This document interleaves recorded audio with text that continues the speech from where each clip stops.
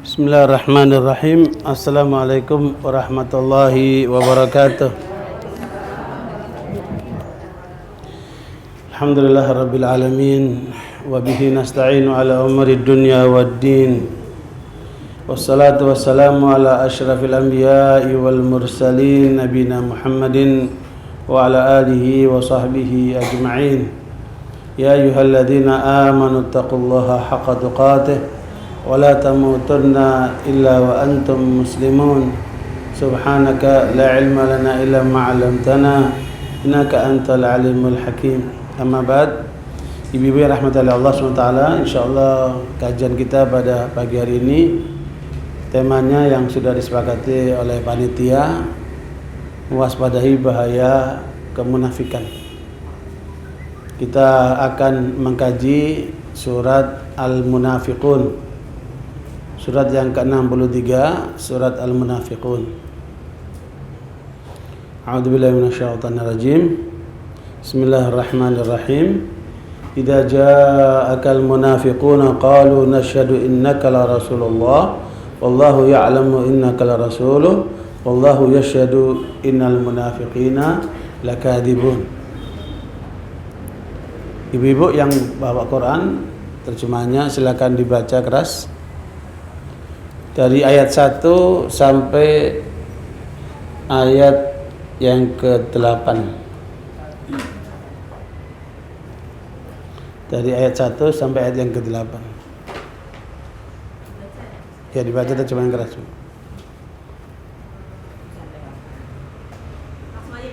Iya, Bu.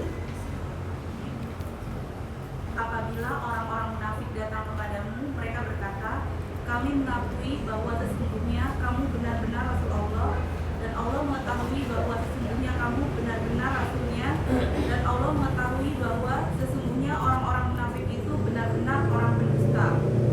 Mereka itu menjadikan sumpah mereka sebagai perisai, lalu mereka menghalangi manusia dari jalan Allah. Sesungguhnya amat buruklah apa yang telah mereka kerjakan. Yang demikian itu adalah karena bahwa sesungguhnya mereka telah beriman, kemudian menjadi kafir lagi, lalu hati mereka dikunci mati. Karena itu mereka tidak dapat mengerti.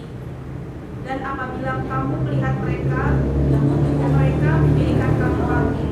Dan jika mereka berkata, kamu mendengarkan perkataan mereka. Mereka adalah seakan-akan kayu yang tersandar.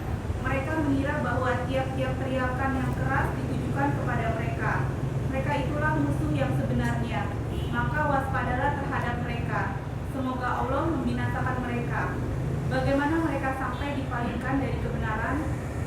Dan apabila dikatakan kepada mereka, marilah beriman agar Rasulullah memintakan ampunan bagimu. Mereka membuang muka mereka dan kamu lihat mereka berpaling sedang mereka menyombongkan diri. Sama saja bagi mereka, kamu mintakan ampunan atau tidak kamu mintakan ampunan bagi mereka, sesungguhnya Allah tidak memberi petunjuk kepada orang-orang yang fasik. Mereka orang-orang yang mengatakan kepada orang-orang Ansor, janganlah kamu memberikan perbelanjaan kepada orang-orang muhajirin yang ada di sisi Rasulullah supaya mereka bubar meninggalkan Rasulullah. Padahal kepunyaan Allah lah perbendaharaan langit dan bumi. Tetapi orang-orang munafik itu tidak memahami. Mereka berkata, sesungguhnya jika kita telah kembali ke Madinah, benar-benar orang yang kuat akan mengusir orang-orang yang lemah daripadanya. Padahal kekuatan itu hanyalah bagi Allah, bagi Rasulnya dan bagi orang-orang mukmin. Tetapi orang-orang munafik itu tiada mengetahui. Ya, barakallahu ibu sekalian, surat Al-Munafiqun masuk kategori surat Madaniyah. Ya, surat yang turun di Madinah. Dan di Mekah tidak ada kemunafikan. Di Mekah hanya ada dua, mukmin atau kafir. Tidak ada manusia yang jenis ketiga ini. Ya, manusia munafik itu enggak ada di Mekah.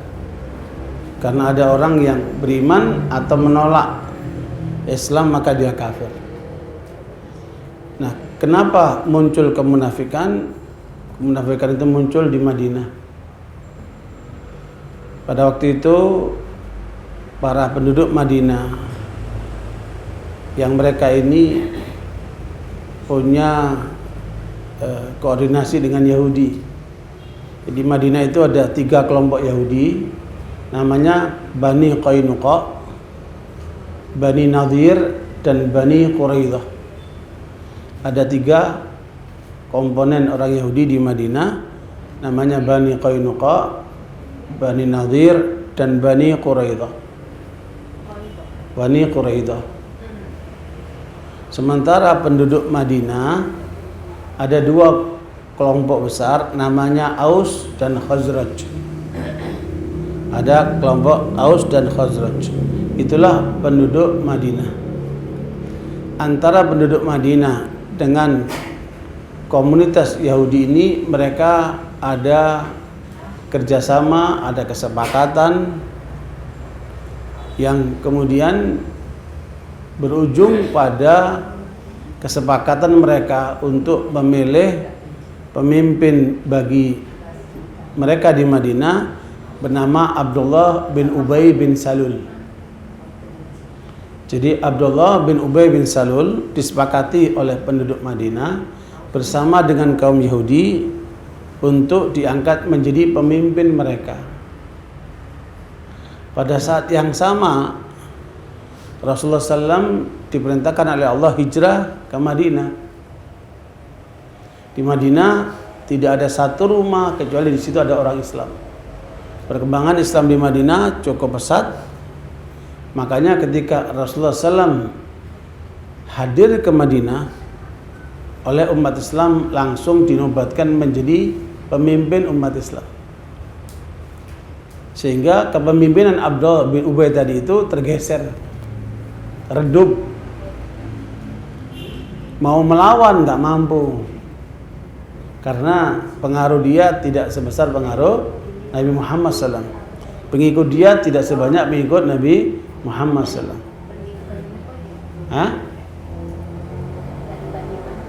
Bani Qainuqa,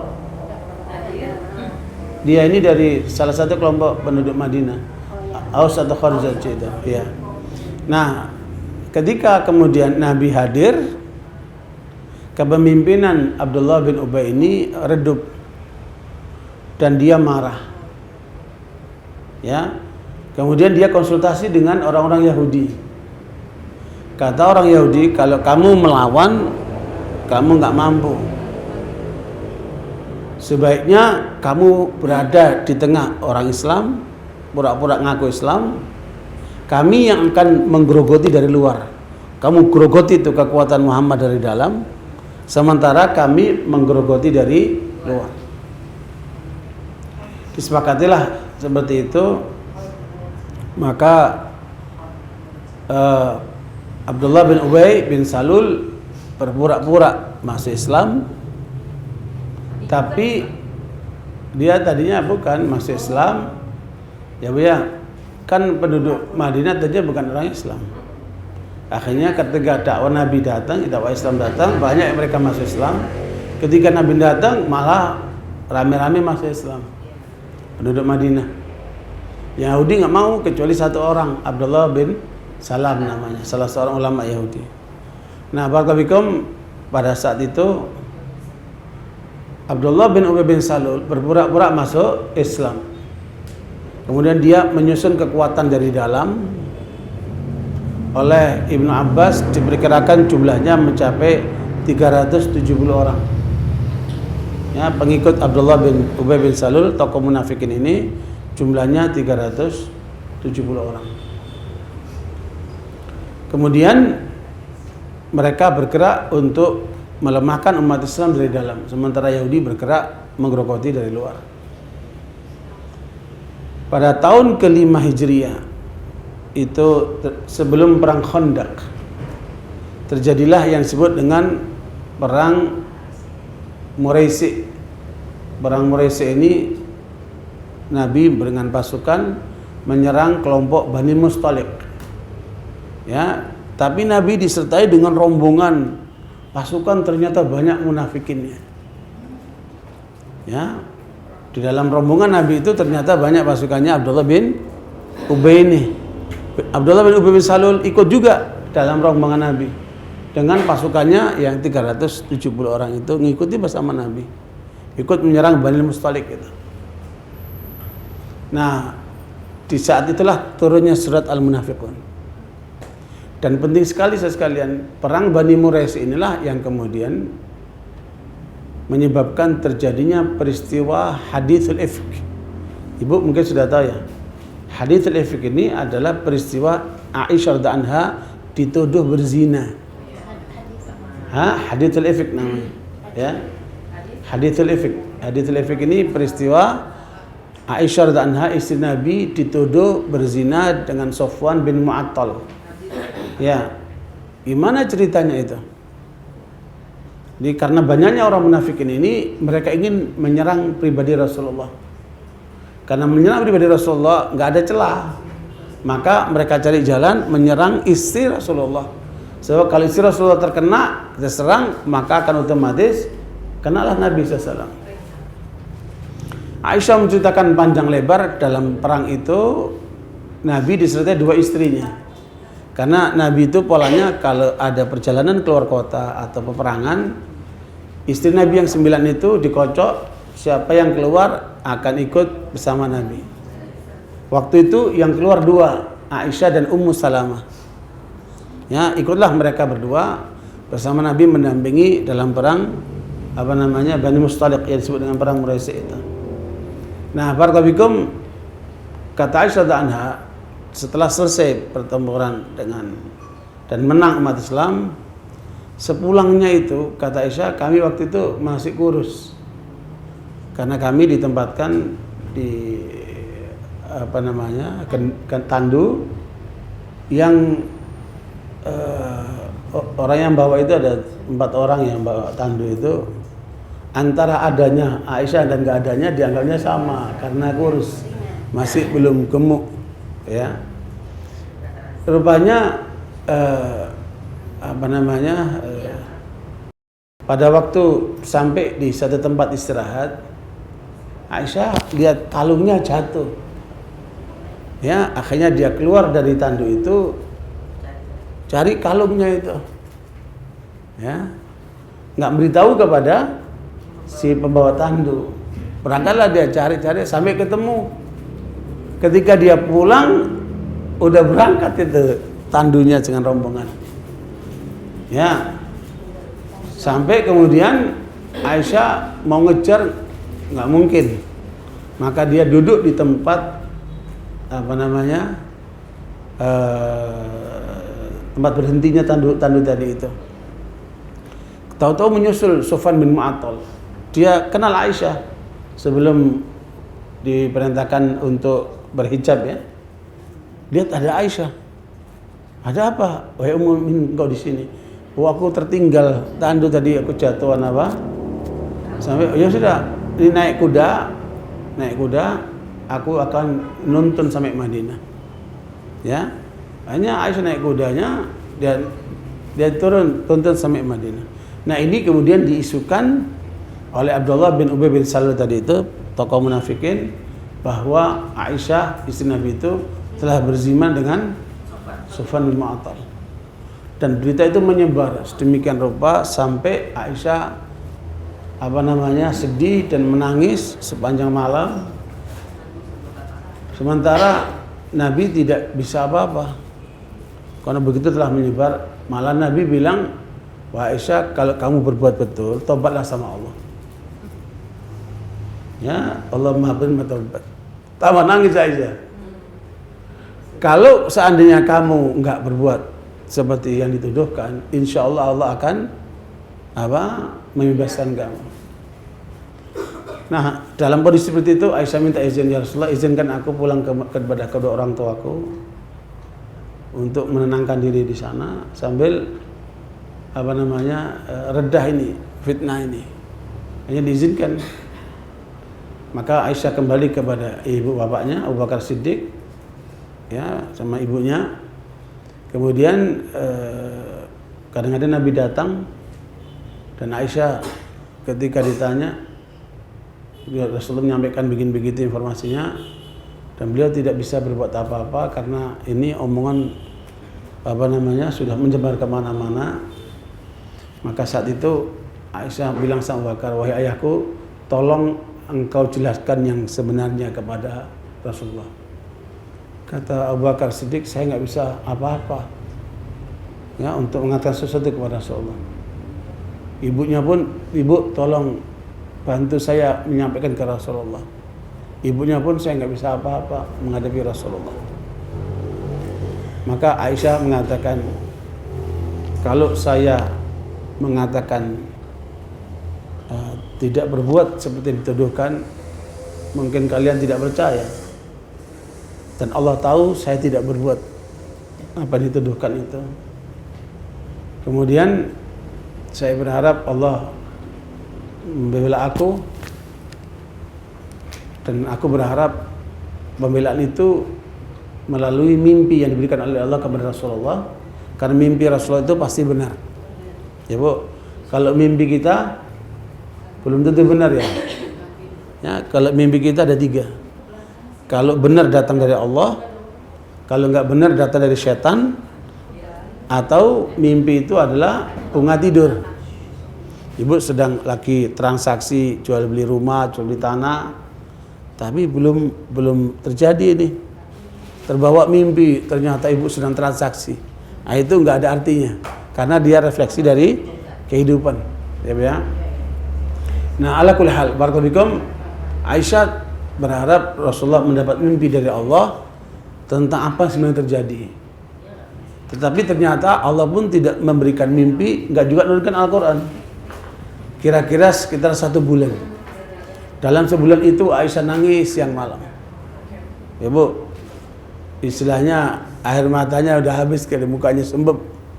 Ya Bu, sampai turunnya surat An-Nur ayat yang ke-10 dan sampai 21. Coba dibaca itu. Karena ini penting Bu. Jadi ternyata fitnah yang terjadi dengan ibu-ibu muslimah kebanyakannya muncul dari kaum munafikin. Ya, ibu-ibu harus waspada itu Ibu. Karena ini pelajaran penting. Ya.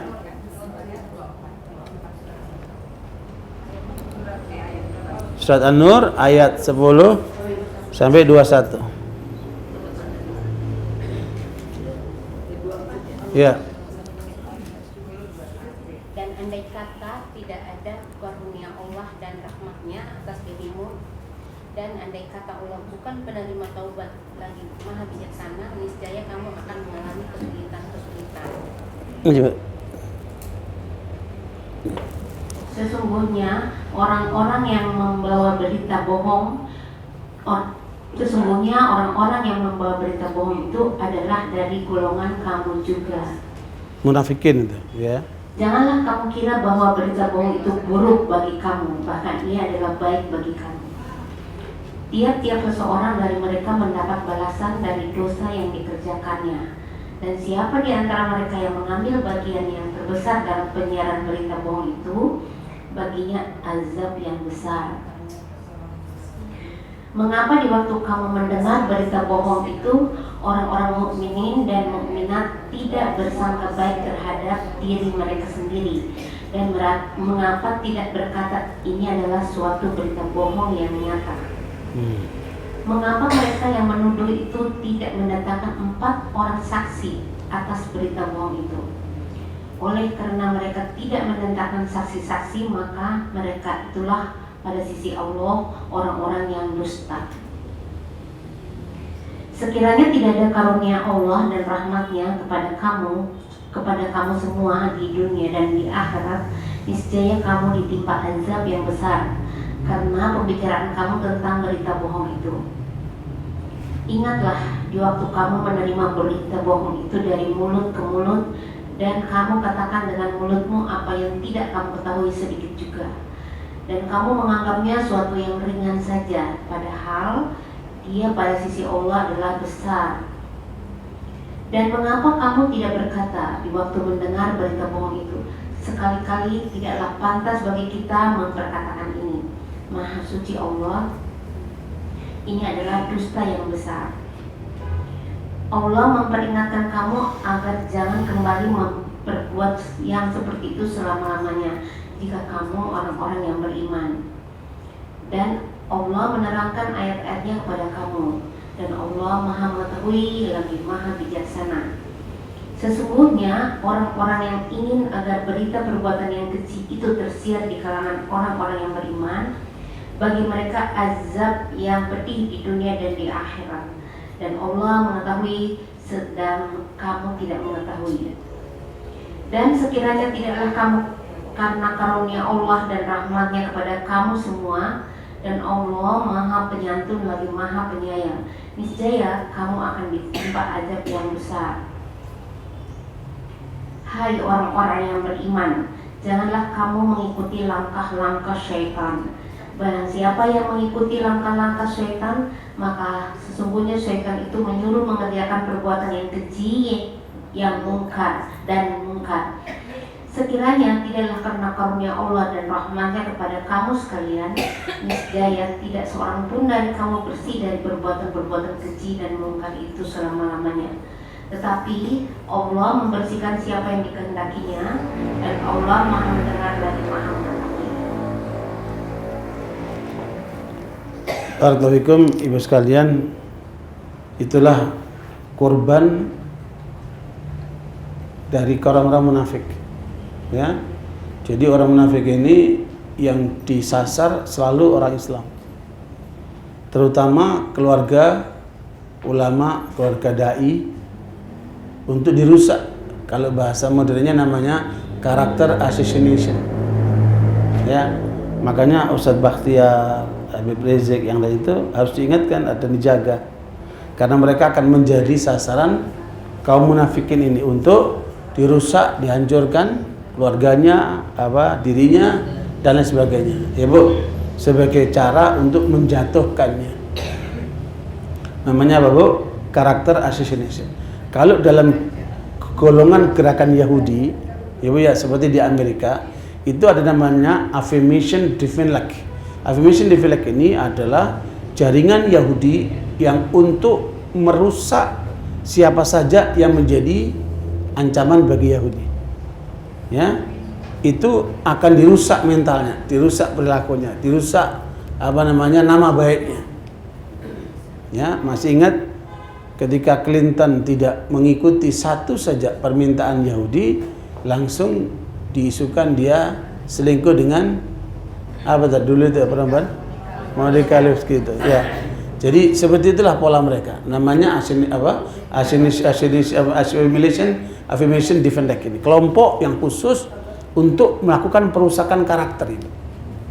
Nah, itu dia akan lakukan di seluruh dunia. Kalau di kita kan ada asing, ada aseng, ada asong. Nah, ini asongnya nih. Asong ini adalah orang-orang ngaku muslim seperti kita, tapi bekerja sama untuk memusuhi kita. Mereka bekerjasama dengan biaya asing atau asing gitu ya. Ya. Nah, asong inilah yang akan bekerja sama dengan mereka ini, kaum kufar, untuk menghancurkan kita. Apakah lewat LSM, apakah lewat media, ya, ataukah lewat cara-cara yang lain yang mereka lakukan itu. Termasuk lewat cyber sekarang. Ya. Jadi banyak sekali macam cara mereka untuk merusak kita dengan cara tadi karakter assassination. Inilah yang dilakukan oleh kaum munafikin, yang korban pertamanya adalah Aisyah dan istri Rasulullah. Ya, betapa sedihnya kalau ibu kemudian mengalami tuduhan seperti itu. Dan kemudian masyarakat membenarkan apa yang dituduhkan. Ya, kalau sekarang sudah nggak ada wahyu. Ya, Aisyah masih dibela sama Allah, ada wahyu turun. Dan ini menjadi pelajaran sepanjang zaman. Makanya ternyata ibu sekalian, sumber berita menyebarnya isu dan tuduhan itu dari mana? Ya Bu, idenya dari Abdullah bin Ubay bin Salul yang tadi tergeser kedudukannya oleh Nabi tadi itu, tokoh munafikin. Tapi yang menyebarkan siapa? Keponakannya Abu Bakar sendiri, sepupunya Aisyah, namanya Mastah. Makanya ibu-ibu kita semuanya, kalau justru keluarga kita sendiri yang memojokkan kita, yang memfitnah kita, mana lebih berat dibanding orang lain yang memfitnah kita? Sendiri. Dan yang lebih dahsyat lagi, Mastah ini orang miskin yang dibiayai hidupnya oleh Abu Bakar. Justru masalah penyebab apa Bu? Tersebarnya berita tuduhan seperti ini. Ternyata ketika ibu tahu anak ibu perempuan difitnah sama ponakan ibu sendiri, dan ternyata ibu tahu ponakan ibu sendiri, bukan cuma ponakan, ibu membiayai hidupnya dia. Setiap bulan ibu kasih nafkah sama dia setiap bulan. Ternyata dia memfitnah anak ibu, dibilang anak ibu itu tukang zina. Kira-kira reaksi ibu gimana?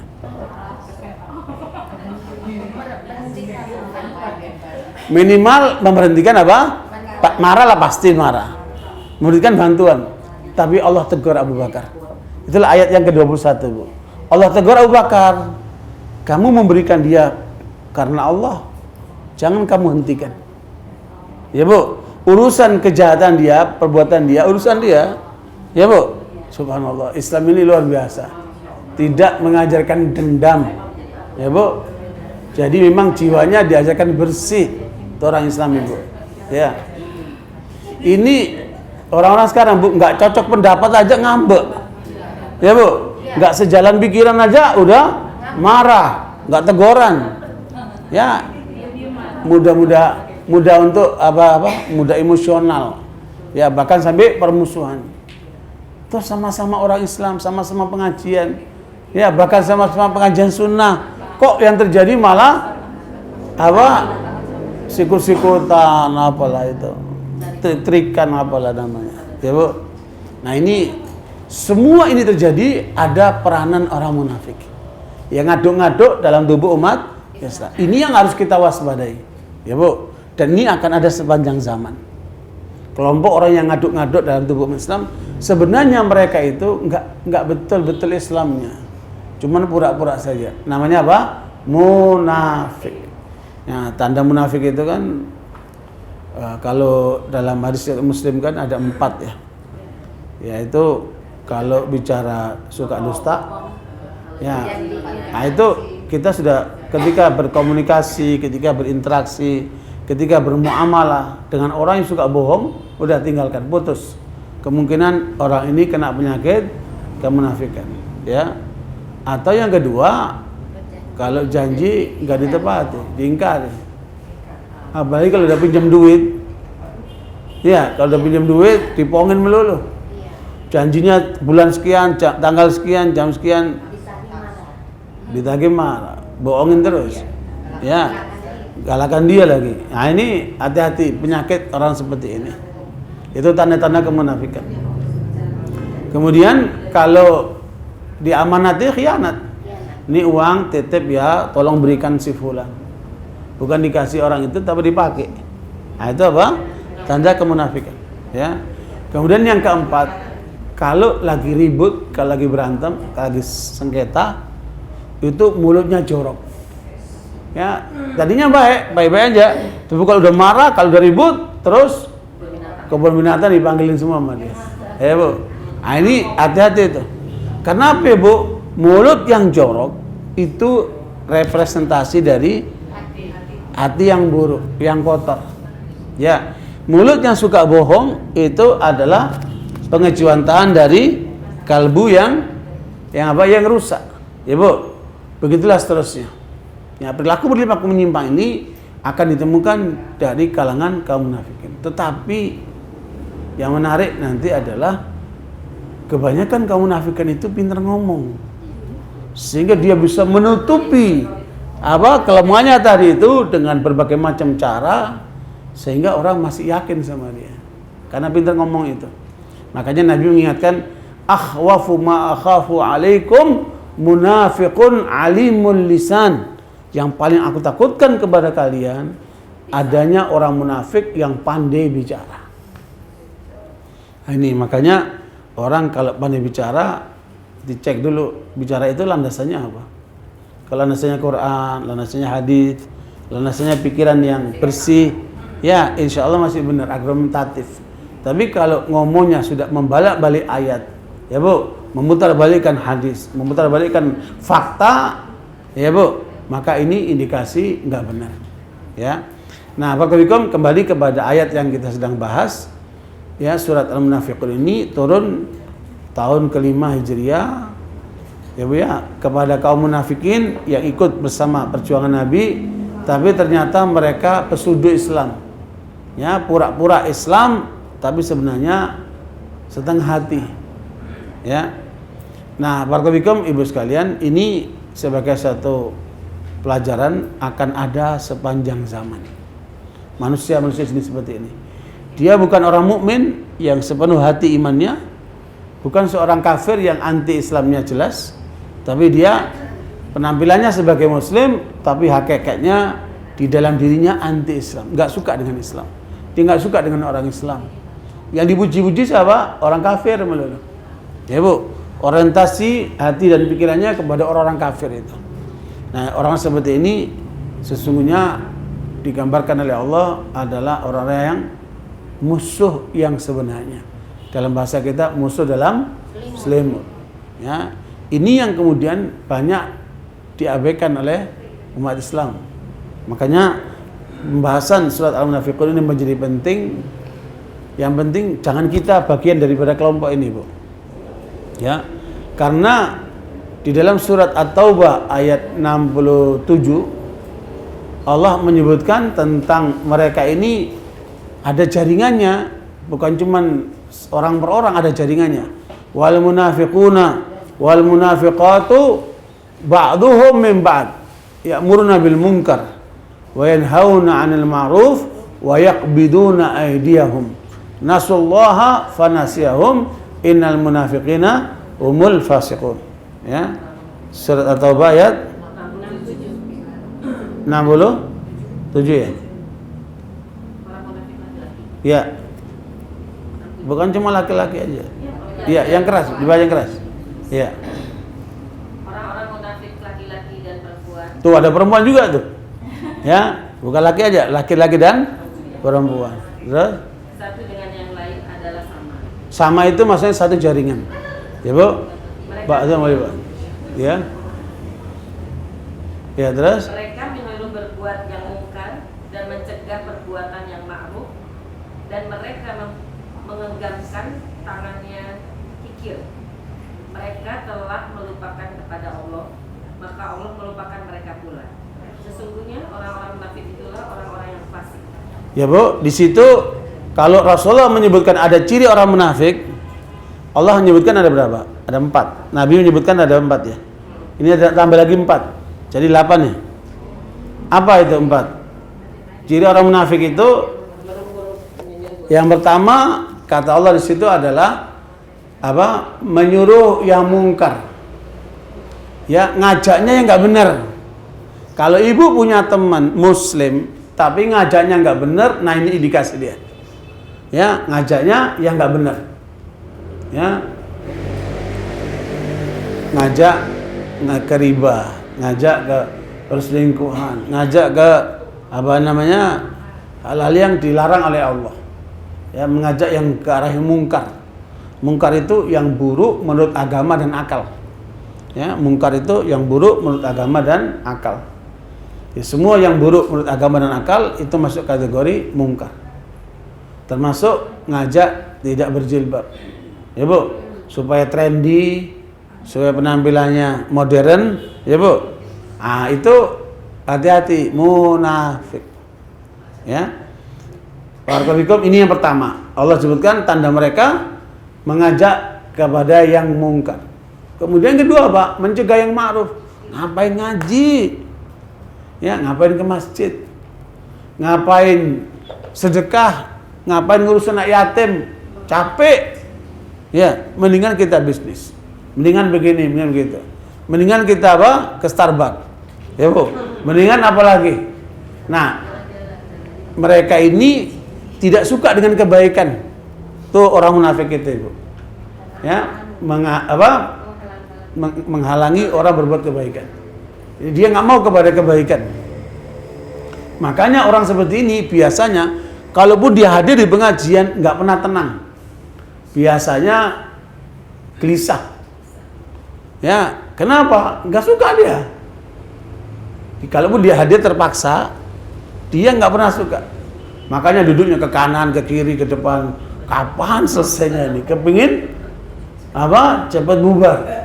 Hatinya itu nggak kuat melihat kebaikan itu. Ya. Kalau ibu-ibu masih ngelubrak kaki ke depan ke belakang nggak masalah lah. Tapi itu karena begitu. Iya. Tapi kalau kemudian hatinya kesel, ya Bu, merasa nggak nyaman, merasa tidak happy ya Bu ya, dengan kebaikan-kebaikan ini, itu gelisah dia, nggak suka dia. Hati-hati itu. Kalau ya, padahal di tempat ini kan tempat mulia, kita ngaji mengusir pengaruh setan. Tapi dia enggak, tetap setannya di dalam dirinya itu. Ya, berpengaruh demikian rupa. Ya. Nah, hati-hati itu. Yang kedua adalah dia mencegah kebaikan. Ya. Kira-kira ada enggak orang kayak gini, Bu? Ada. Ya, mencegah kepada kebaikan. Yang ketiga, pelit. Tidak mau mendukung kebaikan, enggak mau mendukung perjuangan. Ya, Bu. Kalau untuk makan-makan, wah oke. Ya, Bu. Kalau untuk jalan-jalan, oke. Ya, Bu. Kalau untuk foya-foya, apalagi. Tapi untuk kebaikan, nggak mau dia. Pelit. Nah, orang-orang seperti ini berarti ada masalah di keimanannya. Ini tanda orang munafik, Ibu. Ya. Makanya Ibu sekalian, jangan ada sifat pelit di dalam diri kita. Ya. Ibu kalau ada, sekarang udah duitnya udah ganti. Kalau duit yang lama kan, yang satu merah, ya Bu, yang satu biru, yang satu hijau, yang satu ungu, yang satu coklat. Ya Bu, kalau ada orang minta-minta Ibu kasih yang mana? Ya? Bu, kalau memberi biasakan yang terbaik. Ini merah. Ya Bu, kalau ada di atas merah kasih yang di atasnya. Untuk apa Ibu? Melatih jiwa kita jangan pelit. Ya. Jangan seperti yang cerita beredar di medsos itu, dia mau masukin 5.000, akhirnya 100.000 dia jatuh, dikasih ke orang, sama dia, pikirannya punya orang. Ya. Jadi Ibu sekalian, penyakit pelit itu harus dihilangkan dari diri kita. Kenapa Ibu? Karena kata Nabi, orang mukmin tidak pelit. Jadi orang munafik itulah yang pelit itu Ibu. Nah ini tidak boleh ada dalam diri kita sifat pelit. Termasuk ada barang-barang yang sudah nggak kepake kasih orang. Ibu-ibu itu kan suka aja ngimpor gudang itu sampai numpuk, sampai lapuk. Ya padahal kan bisa dikasih orang, dimanfaatin sama orang. Nah itu harus kita biasakan Ibu. Ya anak-anak kita pun ajarkan mereka untuk jadi anak dermawan. Ya Bu. Makanya kalau di pesantren, ya Bu, kalau di pesantren, anak-anak kita ketika kita kasih makan itu, kasih makanan ataupun apa, itu diajak teman-temannya makan bareng-bareng. Itu dibiasakan begitu. Jadi tidak ada lagi perasaan untuk dirinya sendiri egois itu. Ya. Nah kapitalisme hanya mengajarkan egoisme kayak gitu Ibu. Ya, biar orang lapar dia nggak urusan. Ya makanya ini sifat orang munafik Ibu kata Allah, yaitu apa? Pelit. Yang keempat, orang munafik itu Bu tidak suka menyebut nama Allah, nggak pernah zikir. Kalaupun zikir dikit, ya Bu. Kalau kita biasakan ada kesempatan zikir, ya Bu. Makanya Nabi dengan cerdas mengajar kita kalau makan baca Bismillah, habis makan baca Alhamdulillah. Aktivitas kita itu semua diajari dengan zikir. Naik kendaraan, Alhamdulillah, Allahu Akbar, Subhanallah sakhalana hadza wa ma kunna lahu muqrinin wa inna ila rabbina lamunqalibun. Terus begitu. Dalam semua aktivitas kita, Bu, kaitkan dengan Allah SWT. Saya kemarin melihat pernyataan seorang ahli hukum bagus sekali. Ya, kata seorang profesor hukum dari UGM, bagus sekali dia mengatakan begini, setiap ilmu yang tidak dikaitkan dengan Tuhan, dengan Allah, itu pasti ilmu tidak sempurna. Jadi kesempurnaan ilmu itu ketika dikaitkan dengan Allah. Ya, itu bagus sekali omongan itu. Ya, rupanya itu diperoleh setelah melakukan pendalaman yang luar biasa itu, Ibu. Ya, sama dengan kita.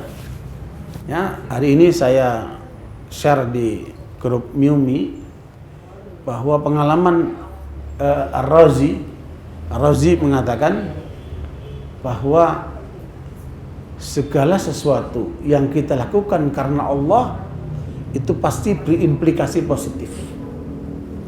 Dan semua yang ditujukan bukan karena Allah pasti implikasinya negatif.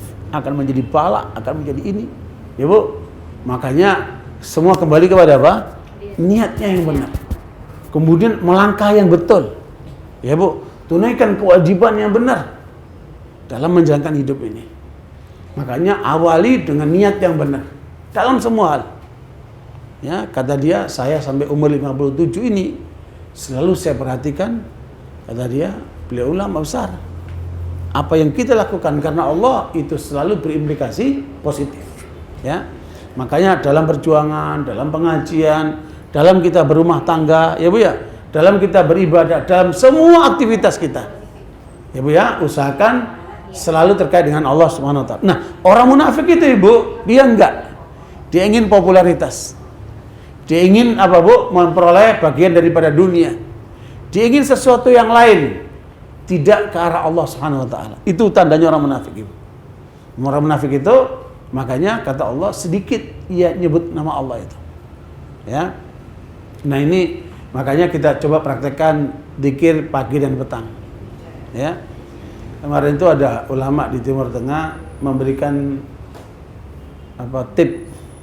Dia bilang, saya udah praktekkan ini sekian lama dan saya ajarkan ke banyak orang dan ternyata banyak berhasil gitu. Ya. Dan itu kembali kepada niat dan kesungguhan juga. Yaitu kalau ada orang sakit, ya Bu ya.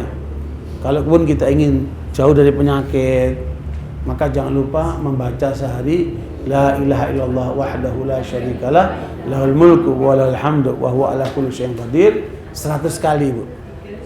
Ya. Itu sehari berapa? 100 kali. Nabi mengajarkan begitu Bu. Ternyata itu diantaranya adalah kalau ada penyakit akan bisa disembuhkan dan kalau nggak punya penyakit akan dijauhkan dari penyakit. Gitu ya. Ataupun ada maksud lain-lainnya, wallahu a'lam. Ya Bu ya. Terus kemudian habis sholat jangan lupa membaca ayat kursi, 2 ayat terakhir Al-Baqarah, Qul huwallahu, Qul a'udzu birabbil falaq, Qul nas masing-masing 3 kali. Nah, itu dalam rangka apa Bu? Berhubungan kita kepada Allah Subhanahu wa taala, zikir kepada Allah. Fadhkuruni adzkurkum. Ya, kalau kamu ingat sama Allah, Allah ingat kepadamu. Ya, maka Nabi menasihati Ibnu Abbas, ihfadillaha yahfadka. Kamu jaga Allah, maka Allah akan menjaga kamu. Makanya hubungan kita kepada Allah jangan lupa ditandai dengan apa Bu? Banyak berzikir. Seorang sahabat bertanya kepada Rasulullah, ya Rasulullah, amalan syariat ini sudah banyak. Ajarkan kepadaku satu amalan yang kalau aku praktekkan bisa masuk surga. Maka Nabi mengatakan, selama bibirmu itu basah menyebut Allah. Ya, tadi saya lihat di perjalanan tadi ada kiriman dari Syria, ibu-ibu yang mendampingin anaknya yang terluka berat sudah dalam kondisi nazak. Ya, ibu ini mentalkinkan di telinga anaknya, katakan anakku la ilaha illallah, la ilaha illallah. Itu ibunya, saya lihat sampai berdarah-darah mukanya hancur itu anak itu, sampai berdarah. Ibu itu cuma menanamkan la ilaha illallah, la ilaha. Hebat ibu itu. Ya. Kita lihatnya ibu ini luar biasa membanggakan. Sampai anak itu bilang, aku sayang sama ibu, la ilaha illallah, aku sayang sama ibu. Sampai meninggal dunia. Ya. Luar biasa itu. Husnul khatimah. Karena Nabi menjaminnya, man kana akhiru kalamihi la ilaha illallah dakhalal jannah. Siapa yang ketika akhir hayatnya mengucapkan la ilaha illallah dijamin surga. Salah seorang ustaz dilakukan penelitian di rumah sakit di Jakarta terhadap 1000 orang yang mau meninggal. 1000 orang yang meninggal itu diperhatikan siapa mereka yang ketika mau meninggal bisa mengucapkan la ilaha illallah. Ibu, dari 1000 orang yang bisa mengucapkan la ilaha illallah cuma 7%. Kira-kira 70 orang. Dari 1000 orang itu ya bisa mengucapkan la ilaha illallah atau nyebut nama Allah cuma berapa, Bu? 7%. Selebihnya nggak mampu mengucapkan itu. Nah, makanya ini semua tergantung dari kebiasaan kita, Bu, hari-hari kita. Dalam hubungannya kepada Allah ini, makanya jangan terputus sama Allah. Ya, jangan diam. Kalau diam, dzikir sama Allah. Ibu, banyakkan orang itu kan bengong. Nah, ini mudah masuk setan lagi kan. Kalau lagi mikir nggak apa-apa, Bu, ya. Kalau bengongnya kosong, nah itu masuk setan lagi. Ya. Apalagi kalau udah ada masalah. Ya, kalau masalah terus Panadol 10. Ya, Bu, bukan tambah sembuh tambah teler ya. Ya, Bu. Makanya Ibu sekalian, baik punya masalah atau tidak punya masalah, jangan lupa apa, Ibu, berhubungan dengan. Nah, orang munafik itu kata Allah sedikit nyebut nama Allah. Ya, Bu. Yang paling banyak apa? Kata-katanya suka nyumpahin. Ya, kata-kata yang tidak terhubungan sama Allah Ta'ala. Ya. Apakah itu harus jahat? Enggak. Bisa dalam hati bisa diucapkan. Tapi kalau diucapkan itu lebih bagus. Meskipun tidak harus keras. Enggak, artinya enggak harus orang lain dengerin. Kita ucapkan tapi tidak harus orang lain dengerin, ya. Cukup antara kita dengan Allah, ya, Bu, ya. Nah, kalau itu hanya dengan hati berarti satu amalan. Tapi kalau dengan lisan berarti 2 amalan. Amalan kalbu dan amalan lisan. Jadi itu lebih bagus, ya. Apalagi zikirnya dengan tangan, ngasih. Kan ada zikir dengan tangan, Bu, ya. Ada juga zikir dengan mata, nangis karena Allah. Ya, Bu. Ada juga zikir dengan telinga, mendengarkan ayat-ayat Allah. Ya, Bu. Ada zikir dengan badan. Badan ini diarahkan untuk taat sama Allah. Ada zikir dengan kalbu tadi itu. Kalbunya selalu terhubung dengan Allah. Yang terakhir zikir dengan ruh, pasrah sama Allah. Ya. Nah, barakallahu ini penting untuk diingatkan karena itu Allah menyebutkan tanda orang munafik itu apa, Bu? Sedikit berzikir. Oke. Kembali kepada ayat yang kita bahas, surat Al-Munafiqun. Jadi surat ini turun di mana, Bu? Di Madinah pada saat Nabi sedang melakukan ekspedisi militer Muraisi sebelum terjadi perang Khandaq. Ya, Bu, perang Khandaq ini peristiwa penyerangan kepada umat Islam di Madinah dari kaum kufar bekerjasama dengan kaum Yahudi dan kaum munafikin di Madinah. Jadi ada 3 komponen, kelompok kufar Mekah, kelompok Yahudi yang ada di Madinah, di Khaybar, dan kaum munafikin. Mereka bekerja sama, jumlahnya sampai 12.000 menyerang Madinah, dan Nabi kemudian membentengi diri bersama umat Islam di wilayah namanya Khandaq. Ya, di belakangnya ada gunung namanya Gunung Salak, bukan Salak Bogor. Kan di Bogor ada Gunung Salak juga ya. Tapi kalau kita pakai Ain Salak, Gunung Salak itu gunung yang di posisi di belakang Nabi sehingga tidak bisa serang dari belakang. Kemudian mereka ketika menyerang dari depan, dibikinlah parit di depannya itu. Ya, sehingga mereka tidak bisa menyerang. Itu taktik yang luar biasa sehingga Allah memenangkan umat Islam tanpa perang. Karena Allah turunkan hujan, angin, debu, ya, Bu, ya. Sampai mereka kocar-kacir dan umat Islam menang tanpa perang. Itu terjadi perang Khandaq. Nah, atas dasar itu turunlah surat Al-Ahzab. Ya, turunnya apa, Bu? Surat Al-Ahzab. Surat Al-Ahzab itu turun terkait dengan perang Khandaq. Nah, peristiwa perang Muraisi itu, ekspedisi militer Muraisi sebelum terjadi perang Khandaq ini. Nah, pada saat itu karena jumlah orang munafik begitu banyak, nah, mereka membuat pernyataan. Ya, Allah menyebutkan idza ja'akal munafiquna qalu nashhadu innaka rasulullah. Mereka kaum munafikin ketika datang kepadamu, mereka mengatakan kami bersaksi kamu adalah Rasulullah. Padahal semua tidak tahu Nabi itu Rasulullah. Tapi mereka mengatakan begitu untuk kepura-puraan. Ya, sebagai satu ungkapan menunjukkan kami bersamamu loh, gitu ya. Wallahu yashhadu innaka la rasuluh. Ya, Allah menyatakan Rasulullah Muhammad adalah utusan Allah. Walakinnal munafiqina apa? Lakadibun. Tetapi yang dimaksudkan adalah orang munafik itu ingin berdusta, berbohong. Ya, makanya kata Nabi, al-mu'min la yakdzib. Ya, orang mukmin itu tidak akan berdusta. Makanya ibu sekalian, anak-anak ibu, cucu ibu, keluarga ibu, tidak boleh di dalam rumah itu ada orang yang berbohong. Dan itu harus dihukum berat kalau ada anak yang berbohong. Dan biasakan di rumah itu tidak ada ungkapan bohong. Itu harus ditekankan betul. Karena kebohongan itu merupakan sifat orang munafik, ya. Nah, barakallahu ini persaksian dari Allah SWT kepada kaum munafikin yang ngakunya muslim tapi sebenarnya mereka sedang berdusta, sedang memainkan sandiwara, ya. Kemudian ittakhadhu aymanahum junnatan fasaddu an sabilillah. Mereka jadikan sumpah-sumpah mereka. Makanya orang munafik itu suka bersumpah dia. Ya, demi Allah. Ya, saya sumpah. Tapi ternyata sumpah palsu. Ya, makanya Nabi mengkategorikan sumpah palsu itu termasuk dosa besar. Namanya al-yaminul ghumus. Biasanya itu muncul dari siapa? Dari pedagang yang nakal. Ya, barang yang buruk dibilang bagus. Tapi dengan cara apa? Sumpah dia. Nah, ini naudzubillah min dzalik. Nah, itu cirinya orang munafik. Hati-hati tidak menggunakan sumpah palsu. Nah, ini dia gunakan sumpah demi untuk menutupi dirinya. Ya, dia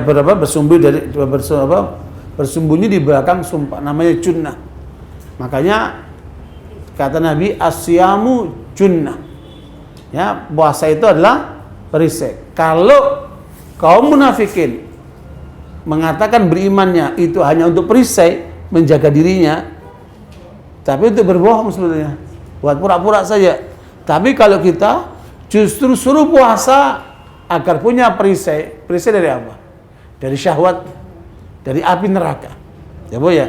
Makanya amal soleh yang kita lakukan justru perisai buat menolak Bu segala pelanggaran kepada Allah Subhanahu wa taala. Ya Bu ya. Ini adalah bentuk dari pernyataan Allah tentang kaum munafikin. Fasaddu an sabilillah. Padahal kaum munafikin itu di dalam semua gerakannya ingin menghalangi perjuangan Islam. Ya Bu. Makanya kalau ada orang-orang muslim yang menggembosi perjuangan Islam, itulah orang-orang munafik itu. Ya. Jadi mereka tidak suka kalau umat Islam maju. Mereka akan selalu melemahkan ya posisi umat Islam untuk bergerak, untuk menang, untuk maju. Ya. Jadi sifatnya selalu pesimistis. Ya, ini tidak boleh. Kita boleh mengungkapkan fakta, tapi tujuannya untuk melangkah memperbaikinya, untuk melangkah memecahkannya, bukan hanya untuk melemahkan. Ya, justru kita harus membuat strategi dari realitas yang ada. Nah, sementara kaum munafikin ini adalah dia bentuknya apa? Menghalangi manusia dari jalan Allah. Ya. Innahu sa'a ma kanu ya'malun. Sungguh perbuatan mereka ini kata Allah buruk sekali. Ya, itu tindakan-tindakan yang buruk. Ketika kemudian coba Ibu lihat sekarang. Kita sekarang berada pada bulan Desember. Bulan Desember ini banyak kaum Nasara yang melakukan dua kegiatan besar mereka. Yang pertama adalah peringatan Natal tahun tanggal 25 dengan segala atributnya dan malam tahun baru. Ya, umat Islam harusnya tidak boleh ikut sedikit pun di dalam acara mereka ini, karena ini adalah ritual keagamaan mereka. Kalau kita ikut sama mereka, berarti kita sama dengan mereka. Di dalam Abu Dawud Rasul mengatakan, "Man tasyabbaha biqaumin fahuwa minhum." Siapa menyerupai satu kaum, maka dia sama dengan kaum itu. Ya Bu ya, makanya tidak boleh kita ikut mereka, termasuk pakaian apa itu? Atribut Natal ya. Termasuk trompet, termasuk apa itu? termasuk bakar-bakar ikan. Pada malam tahun baru, ya ngapain itu bakar-bakar ikan? Kalau tujuannya untuk memperingati malam tahun baru sama aja itu. Ya. Jadi silaturahmi silakan aja, tapi tidak dalam rangka untuk memperingati malam tahun baru. Kalau makan nggak salah. Jadi banyak orang justru kegiatannya untuk memperingati malam tahun baru. Apalagi kalau udah jam 12 teng-teng itu, ya kembang apinya nyala, itu polanya kaum Majusi. Trompetnya nyala, itu polanya Yahudi. Kemudian loncengnya pun nyala, itu polanya Nasoro. Jadi tiga-tiganya diikuti itu sama orang-orang Islam dengan cara yang nggak benar, ya. Nah makanya ini yang harus kita hindari supaya kita tidak masuk dalam jejaring mereka. Ini umat Islam ini harus mulai diajari, Bu, bersikap berbeda dengan mereka, karena toleransi itu tidak menyangkut agama. Toleransi itu hanya sisi kemanusiaan saja. Ya, lakum dinukum waliyadin. Kita punya garis demarkasi. Silakan kalian menjalankan keyakinan kalian, kami akan menjalankan keyakinan kami sesuai dengan keyakinan kami. Ya. Nah, barakallahu ini Allah kecam perilaku munafikin yang lebih cenderung kepada kaum kufar dan menghalangi perjuangan umat Islam. Ya, sinis dengan perjuangan umat Islam. Ini tanda-tanda kaum munafikin. Dzalika bi annahum amanu tsumma kafaru. Kenapa mereka perilakunya seperti itu? Karena mereka awalnya ngaku beriman tapi kemudian kafir. Ya, awalnya beriman tapi kemudian kafir. Berarti Allah mengkategorikan orang munafik itu apa, Bu? Kafir. Ya.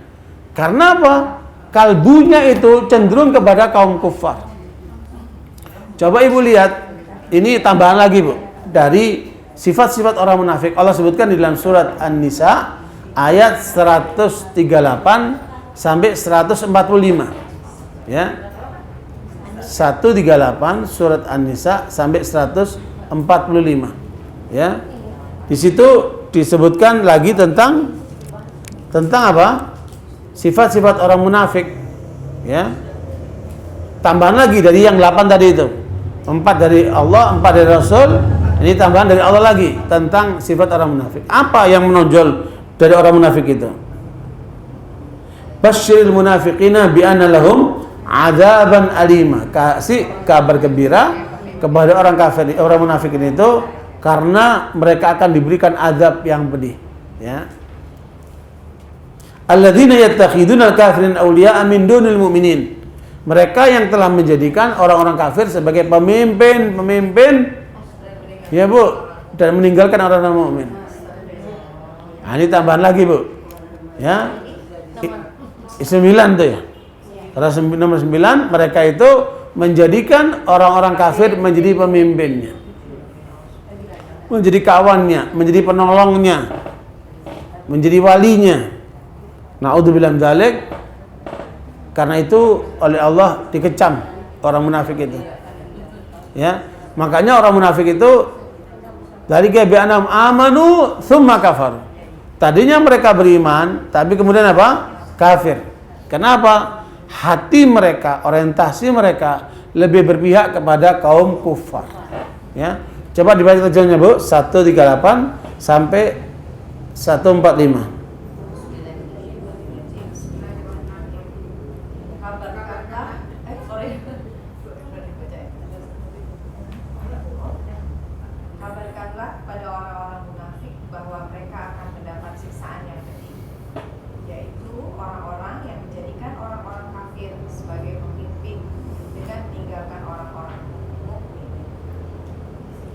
Apakah mereka mencari kekuatan di sisi orang kafir itu? Ketahuilah bahwa semua kekuatan itu milik Allah.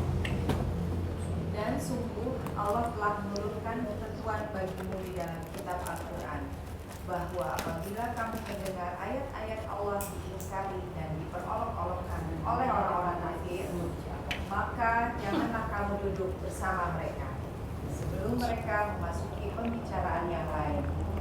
Karena kalau tetap duduk dengan mereka, itulah kamu serupa dengan mereka. Sungguh Allah akan mengumpulkan semua orang-orang munafik dan orang-orang kafir di neraka jahanam, yaitu orang yang menunggu-nunggu peristiwa yang akan terjadi pada dirimu. Apabila kamu mendapat kemenangan dari Allah, mereka berkata, bukankah kami turut berperang bersama kamu? Dan jika orang kafir mendapat bagian, mereka berkata, bukankah kami turut memenangkanmu dan membela kamu dari orang-orang mukmin? Maka Allah akan memberi keputusan di antara kamu pada hari kiamat. Allah tidak akan memberi jalan kepada orang kafir untuk mengalahkan orang-orang beriman. Sesungguhnya orang munafik itu hendak menipu Allah, tetapi Allah lah yang menipu mereka. Apabila mereka berdiri untuk sholat, mereka lakukan dengan malas. Mereka bermaksud ria ingin dipuji di hadapan manusia, dan mereka tidak mengingat Allah kecuali sedikit sekali. Mereka dalam keadaan ragu antara yang demikian, iman atau kafir, tidak termasuk kepada golongan itu orang yang beriman, dan tidak pula kepada golongan itu orang kafir. Barang siapa dibiarkan sesat oleh Allah, maka kamu tidak akan mendapatkan jalan untuk memberi petunjuk baginya. Wahai orang-orang yang beriman, janganlah kamu menjadikan orang-orang kafir sebagai pemimpin selain dari orang-orang mukmin. Apakah kamu ingin memberi alasan yang jelas bagi Allah untuk menghukummu? Sungguh, orang-orang munafik itu ditempatkan pada tingkatan yang paling bawah dari neraka, dan kamu tidak akan mendapat seorang penolong pun bagi mereka. Ya, barakallahu. Bu, ini gambaran Allah kepada kaum munafikin dalam kehidupan dunia. Mereka lebih berorientasi kepada kaum kufar. Ke-9 tadi Bu ya. Ke-10 ciri mereka suka memperolok-olok, Bu. Memperolok-olok orang muslim yang menjalankan syariatnya. Apa itu syariat Islam? Itu sudah kadaluarsa. Sekarang yang penting demokrasi. Ya Bu. Apa itu orang-orang perempuan pakai jilbab itu? Sekarang sudah modern, harus melepaskan jilbabnya. Ya Bu. Apa itu ngaji-ngaji? Ini sudah udah out of date. Ya Bu. Yang penting kita ke kafe-kafe. Ya Bu. Mereka memperolok orang yang benar. Ngapain itu masjid itu? Kenapa nggak bekerja di kantor-kantor di perusahaan-perusahaan? Ngapain itu masjid waktu Ramadan? Tidak produktif, macam-macam. Itu semua ciri-ciri kaum munafikin Ibu. Suka memperolok-olok orang yang menjalankan syariat Islam. Makanya ketika mereka membicarakan hal-hal yang melanggar syariat Islam, tidak boleh kita di situ. Harus walk out.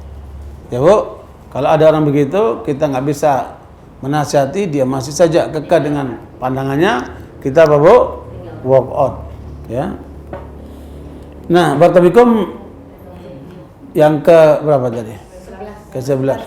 Orang munafik ini kalau orang mukmin menang minta bagian. Kalau orang kafir menang, dia juga minta bagian. Karena dia tidak punya sikap. Jadi ambivalen. Yang ke-11 itu dia ambivalen. Ambivalen karena nggak punya sikap, terombang-ambing antara dua posisi itu. Ya. Tujuan mereka apa? Duniawi. Ya, sebenarnya ambivalennya itu tujuannya apa? Duniawi, ya. Kemudian orang munafik itu penipu. Ya, yang ke-12 orang munafik itu apa? Penipu, suka nipu dia. Bukan main-main, yang ditipu Allah. Dikira Allah nggak tahu. Ya, Bu. Makanya Ibu sekalian, kita perlu kejujuran di dalam keimanan, dalam perbuatan, ya. Jangan sampai kita menipu Allah. Kemudian yang ke-13, orang munafik itu malas sholatnya. Kalau dengar adzan, ya adzan lagi. Ya, lebih senang menangani kerjaan, lebih senang dugem, lebih senang tidur, lebih senang jalan-jalan, sampai melalaikan sholatnya. Hati-hati itu. Karena itu ciri orang munafik, kata Allah. Males kalau sudah waktu sholat. Makanya caranya apa? Segerakan sholat. Kalau ada adzan, segerakan sholat. Jangan ditunda-tunda. Ya. Wasari'u ila maghfiratin min rabbikum. Segerakan semua yang dapat menuju ampunan Tuhan. Jangan ditunda-tunda, segerakan.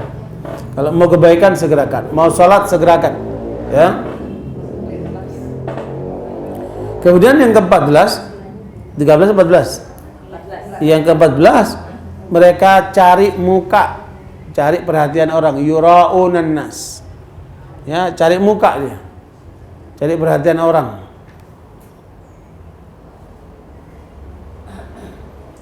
Wala yadhkurunallaha illa qalila, tadi sudah disebutkan sedikit menyebut nama Allah. Kemudian yang paling bahaya adalah dalam ayat ini yang 145, hakikat orang munafik itu akan berada di neraka yang paling rendah. Ya. Yang 145 itu, yang ke-14 ya. 14, tempat munafik itu di neraka yang paling rendah. 15. Yang 14. Ya, udah. Karena mereka bagian daripada kaum kufar, Bu. Lebih buruk daripada kafir, Bu. Paling bawah dia di neraka. Ya, kecuali kalau dia tobat pada saat dia hidup sebelum mati. Kalau dia tobat sebelum mati, Allah terima tobatnya. Tapi kalau dia mati dalam kemunafikan, maka dia terkena itu. Makanya Nabi mengatakan dalam riwayat Muslim, "Malam yaghzu," kepada kaum lelaki ini. "Malam yaghzu wa lam yuhaddits nafsahu bil ghazw, mata 'ala syu'batin minan nifaq." Kalau orang laki itu tidak pernah ikut berperang dan tidak pernah ada hatinya ingin ikut berperang, kalau mati dia mati dalam kemunafikan, Ibu. Ya, sama. Ya, Syekh Qaradawi hafizahullah kemarin di Turki dia mengatakan beliau umurnya sudah 85-an, Bu. Dia bilang kalau saya punya kemampuan, punya kekuatan, saya akan gabung itu sama mujahidin di Syria untuk membebaskan Aleppo. Saya ingin melempar bom itu kepada musuh-musuh Allah itu. Tetapi beliau sudah 85 tahun umurnya. Tapi masih semangat. Luar biasa. Kenapa? Itu minimal ada keinginan. Kalau udah nggak ada keinginan, kata Nabi, dia matinya dalam kemunafikan itu. Apalagi menghalangi orang berjihad. Naudzubillah min dzalik. Kalau perempuan tidak. Perempuan tidak diwajibkan berperang. Tapi perempuan mempunyai tugas yang lain. Melahirkan mujahidin. Ya, Bu. Jadi mujahidin yang berjuang anak-anak ibu kan? Ibunya yang melahirkan mujahidin. Ya, nanti pertanyaannya ditunda dulu, Bu. Biar nanti selesai dulu ya. Nah, barakallahu, saya kira itu poin-poin utama yang disebutkan oleh Allah tentang yang harus diwaspadai dari kaum munafikin ini, karena merupakan satu bahaya, ya Bu ya. Nah, mereka beriman tapi kemudian mereka kafir, kemudian Allah tutup kalbunya. Ya, dicetak dalam kekafiran. Naudzubillah min dzalik. Karena itu fahum la yafqahun. Sebabnya apa? Karena nggak ngerti. Ya, la yafqahun itu, Ibu, Nabi kan mengatakan begini. Man yuridillahu bi khairan yufaqihu fid din. Bila seseorang itu diberikan oleh Allah kebaikan, maka orang itu akan diberikan tafaqquh fid din. Tafaqquh itu ada dua, Ibu. Pengetahuan ilmu, punya pengetahuan ilmu agama dan dia praktekkan ilmunya itu. Itu namanya tafaqquh fid din, itu jadi memahami yang benar dan menjalankan yang benar itu, Ibu, ya. Nah, orang munafik ini tidak punya tafaqquh fid din, enggak paham dan juga perilakunya menyalahi kebenaran itu. Nah, berikutnya ayat yang keempat, wa idza ra'aitahum tu'jibuka ajsamuhum wa yaqulu tasma' liqaulihim ka'annahum khushubun musannadah yahsabuna kulla sayhatin alaihim humul aduwwu fahdharhum qatalahumullahu anna yufakun. Berarti kan, Ibu. Nah, ini ciri yang ke-15. Orang munafik itu penampilannya cakep. Ya, mau laki mau perempuan, penampilannya cakep, keren. Kalau ngomong pinter, tetapi tidak punya akar yang kokoh. Ya, Allah menggambarkan seperti kayu. Ibu kalau punya kayu cuma ditaruh. Ya Bu, lupa saya. Ada pengalaman. Ya Bu ya, kalau ibu punya kayu, ibu tempel di atas begini. Ya, disadarkan saja. Kuat nggak kan? Enggak. Dia gerakan dikit jatuh dia. Ya. Itulah gambaran orang munafik. Rapuh dia. Dia rapuh dia. Makanya dia berbolak-balik, bunglon. Kadang warna ini, kadang warna itu ya, bunglon dia. Nah, ini orang munafik itu. Tapi kalau tidak punya pendirian. Tidak punya pendirian dia. Jadi apa? Penampilannya bagus, cakep, ngomongnya pintar. Tetapi kalau sudah pada saat diuji, pada saat serius, pada saat perjuangan, nggak muncul dia. Takut dia, ya, menghindar dia, tidak ikut di dalam perjuangan Islam. Kata Allah, orang-orang seperti ini, kalaupun ulama bicara, dai bicara, ustaz bicara, yang kemudian mengungkapkan penyakit umat, dia akan merasa itu, dia akan terkena itu, ya, kata ya.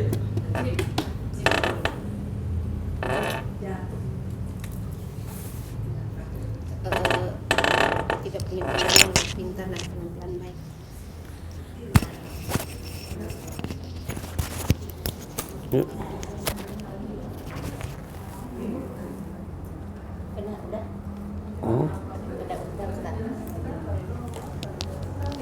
Ya, barakallahu fikum.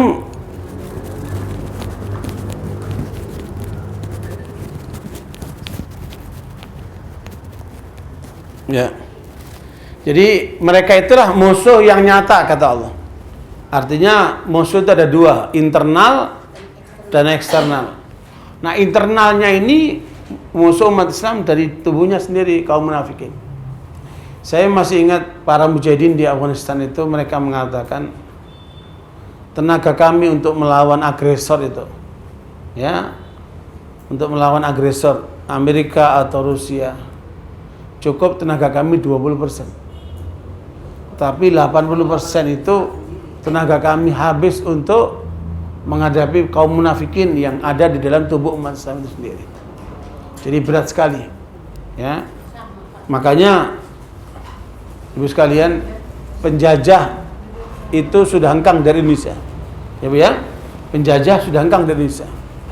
Tetapi kaki tangan para penjajah itu banyak orang-orang Muslim yang otak mereka, orientasi mereka membela para penjajah itu, justru menekan umat Islam, justru memusuhi orang Islam dari kalangan kaum muslimin. Itulah yang disebut dengan munafikin, ya. Itulah kaum asong-asong itu, ya, yang menjadi komprador bagi asing dan asing itu, ya. Makanya ini yang kemudian ingat-ingat kata Allah, humul adu fahdharhum. Mereka itulah musuh kalian, maka hati-hati, ya. Dan tidak jarang juga Bu, jenisnya itu intel yang disusupkan, ya. Seorang muslim yang bertugas menjadi intelijen untuk memata-matai ulama, untuk memata-matai kaum muslimin, untuk memata-matai perjuangan Islam, guna untuk menghancurkan umat Islam. Ini musuh dalam selimut, ya.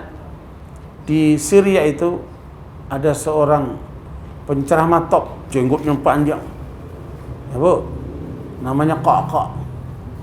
Itu kalau khutbah, wah semangat, orasinya hebat. Ternyata dia bukan intelijen, yang dipasang oleh Bashar Assad di tengah kaum muslimin, ya. Nah, begitu pula di Amerika itu ada gerakan Islam disusupi oleh intelijen, namanya Imad Salim. Dia seorang perwira dari Amerika yang disewa oleh CIA, ditanam di dalam tubuh umat Islam. Dan ketahuannya kapan? Ya, ketahuannya waktu di pengadilan. Jadi si Imad Salim ini perwira dari Mesir disewa oleh CIA. Ya Bu, Ibu kalau lihat perilakunya nggak nyangka kalau dia intelijen. Ngapa Ibu? Sholat 5 waktu, tahajud malamnya kencang, hafal Quran, jidatnya hitam, jenggotnya panjang. Ya Bu, itu berjalan sekian lama dan sabar dia sampai mendapat kepercayaan dari pimpinan gerakan itu, Ibu. Ya Bu, sampai dia apa Bu mengaku, saya dulu perwira di Mesir tapi taubat. Saya sekarang ini ingin untuk perjuangan Islam. Ayo, siapa mau belajar bikin bom, saya ajarin. Saya bikin merakit senjata, saya ajarin. Ibu, diajarin semua Ibu. Tapi tujuannya apa? Untuk menjebak. Ya. Nah, terjadilah peledakan Oklahoma. Oleh pihak Amerika langsung yang dituduh adalah orang Islam melakukannya. Ditangkapinlah kelompok gerakan ini, Bu. Atas informasi si Imad Salim ini. Ya. Waktu ditangkapin, hanya diproses dan juga pengadilan, dianggap mereka ini adalah kaum teroris yang sudah belajar bagaimana merakit bom, segala macam. Ya, Bu. Dan dia sendiri ngajarkan. Kemudian ternyata ketangkaplah siapa pelaku peledakan Oklahoma, McFaith, orang kafir juga, orang kulit putih juga. Akhirnya mereka malu, ternyata salah sasaran.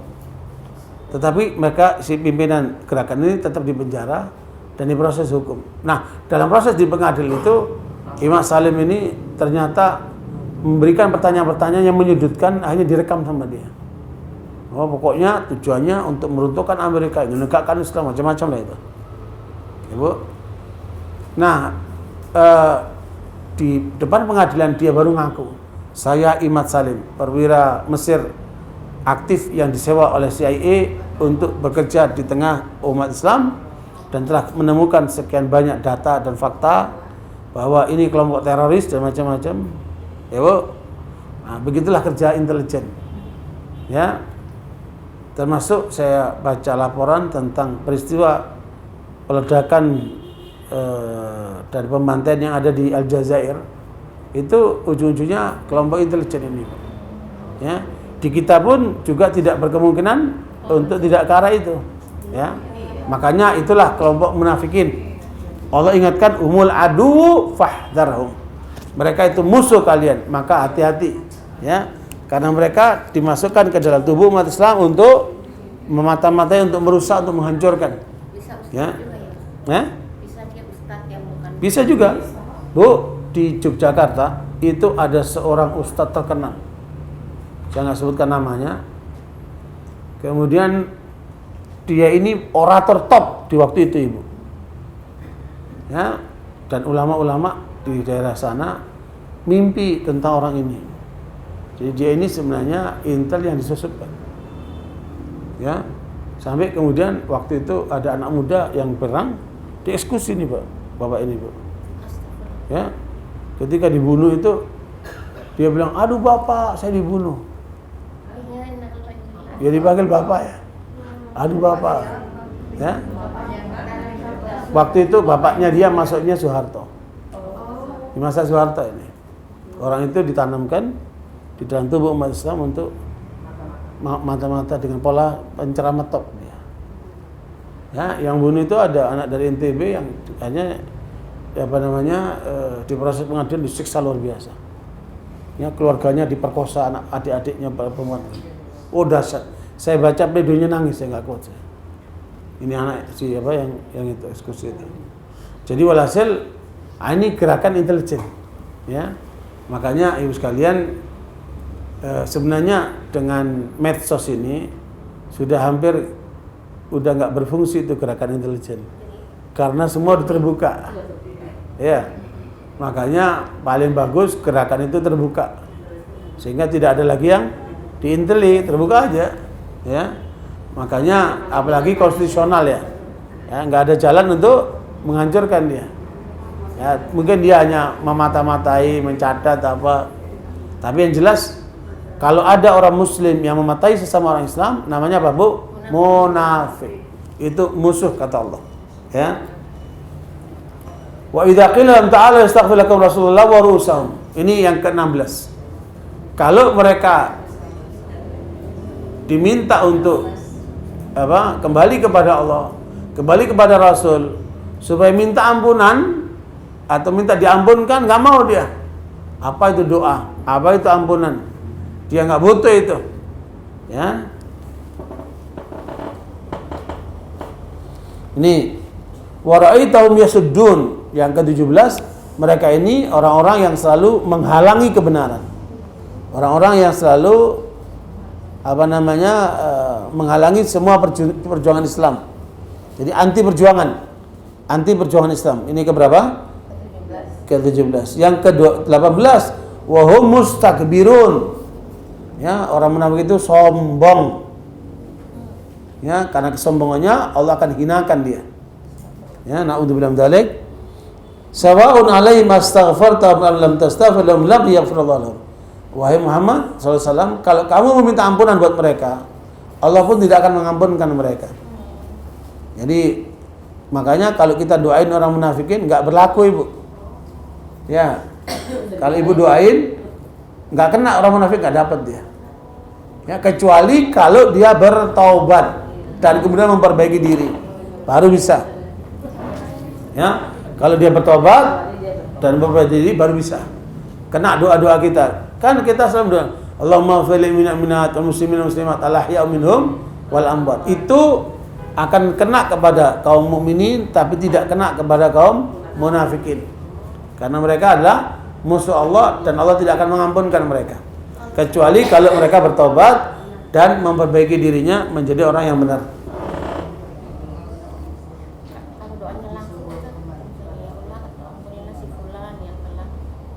Tidak kena. Rasulullah saja doain nggak diterima sama Allah, apalagi kita, Bu. Selama dia munafik tidak bisa. Rasulullah saja nggak diterima sama Allah, apalagi kita, Bu. Ya, nah, itu resiko jadi munafik berat. Ya, Bu, ampunannya pun nggak diterima sama Allah. Cuman kalau kita berdoa boleh, gitu maksudnya kan kita mendoakan. Ya berdoa tapi nggak ada gunanya. Cuma. Jadi doa dari dia sendiri akan didengar Allah. Doa orang lain pun nggak diterima. Yang kita mendoakan dia juga Nggak diterima. Itu ayatnya. Ya. Jadi prinsipnya munafik. La yaghfirullahu lahu, ya. Munafik sama dengan kafir. Iya. Sebelum dia bertobat. Iya, sebelum dia bertobat. Karena Allah tidak menerima ampunan mereka. Berat sekali, Bu. Innallaha la yahdil qaumal fasiqin. Allah tidak memberikan petunjuk kepada orang fasik. Maknanya, Bu, yang keberapa tadi? 19? Iya, iya. Yang ke-19 tadi ya? Didoakan tidak didoakan. Kalau didoakan nggak berguna. Diampunkan nggak berguna. Yang berapa tadi, Bu? 19 atau 20? 19. Iya. Nah, yang 19 mereka ini orang fasik, suka melanggar Allah. Ya. Ya, 19 didoakan tidak diterima. Yang 20 dia suka melanggar Allah. Fasik itu selalu melanggar Allah. Bukan suka, selalu melanggar Allah dia. Orang fasik itu selalu melanggar Allah. Ingkar terhadap ayat-ayat Allah gitu ya maksudnya. Tidak, melanggar Allah. Kalau ingkar itu lain lagi itu. Ya, kalau lain lagi itu kan ingkar itu tadi beriman terus kafir dia, ingkar dia. Melanggar Allah. Nah, ini dia suka melanggar Allah. Dia melanggar syariat Allah. Ya. Hah? Nggak ada ya istiqomah pelanggarannya. Ini bahasa baru, Ibu. Istiqomah itu untuk yang positif, Bu. Munafikin itu bukan istiqomah. Jadi maksudnya istiqomah rusaknya kata Ibu ini. Jadi istiqomah itu untuk yang positif, Bu. Jadi dia rusak terus-menerus dia. Humul ladzina yaquluna la tunfiqu 'ala man 'inda Rasulillah. Nah, ini yang ke-21, orang munafik itu selalu menghalangi untuk orang berinfak buat perjuangan. Ya, jangan dibantu itu gerakan Islam. Jangan dibantu itu perjuangan umat Islam dengan uang, dengan dana. Nah, dia menghalangi untuk tidak membantu perjuangan. Hatta yafadu, biar bubar. Jadi memang otaknya kaum munafikin ini materialistik. Ya, dianggap bahwa kalau nggak dibantu mereka berarti perjuangan akan bangkrut, akan bubar. Nah, mereka lupa kata Allah, walillahi khazainus samawati wal ard walakinnal munafiqina la yafqahun. Jadi sesungguhnya kekayaan itu yang di langit dan bumi milik siapa? Milik Allah. Nah, yang ke-22, orang munafik itu gagal paham. Ya. Yang ke-22, orang munafik gagal paham. Ya. Orang munafik itu gagal paham.